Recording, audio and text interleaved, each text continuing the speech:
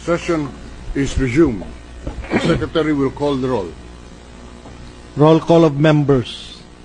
The Honorable Senators Angara, Aquino, Binay, Cayetano Alan Peter Compañero S, Cayetano Pia S, Defensor Santiago, Ejercito, Enrile Escudero Estrada, Gingona, Hunasan, Lapid, Legarda, Marcos, Usmeña, Pimentel, Po, Recto, Revilla, Soto, Trillanes, Villar, Senate President Drilon. There are 12 senators present. The Chair declares the presence of a quorum for the following reason.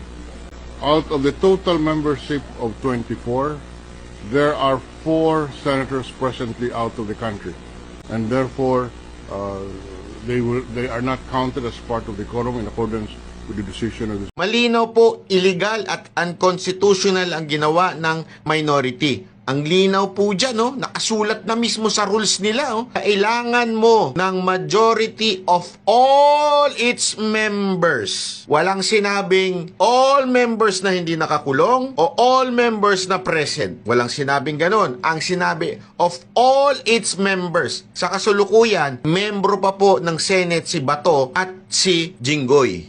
So of course, the man of the hour tomorrow, Senator Dante Marcoleta. Sir.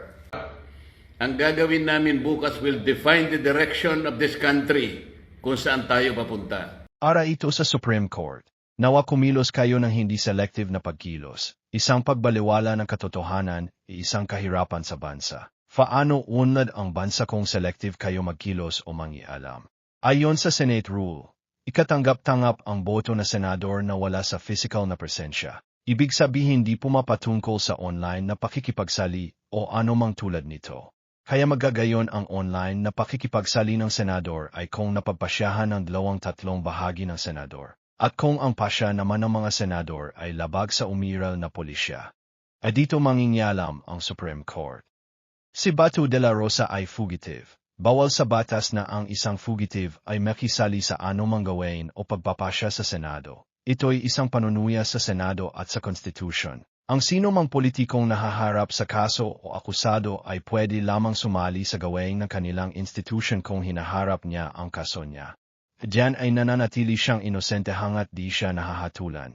Kaya't pwede siyang sumali sa anumang gawain ng kanilang institution. Tulad ng sabi ko ayon sa may maayos at malawak na pananaw ng tao, ang fugitive ay pag-amin na guilty, maliban sa kung may matibay na dahilan. Tulad ng banta sa buhay, o di maayos ang legislative, judicial, executive bodies. Ibig sabihin kung ang lahat ng ito ay wala sa ayos sa kasalukuyan. Kaya po Supreme Court dapat kang umakto. Tigilan niyo po ang kasalukuyang Blue Ribbon Committee dahil ito po nabuo ng illegal sa. Kaya po Supreme Court dapat kang umakto. Tigilan niyo po ang kasalukuyang Blue Ribbon Committee. Dahil ito po nabuo ng illegal sa pamamagitan ng illegal na nailoklok na Senate President. Mali ang pagkatanggal kay Sen. Tito Soto bilang Senate President. At legal ang ginawa ng 12 minority ng Senado, ayon sa ginawa ni Senator Drilon, dahil sa nasa labas ng bansa yung 4 na senador.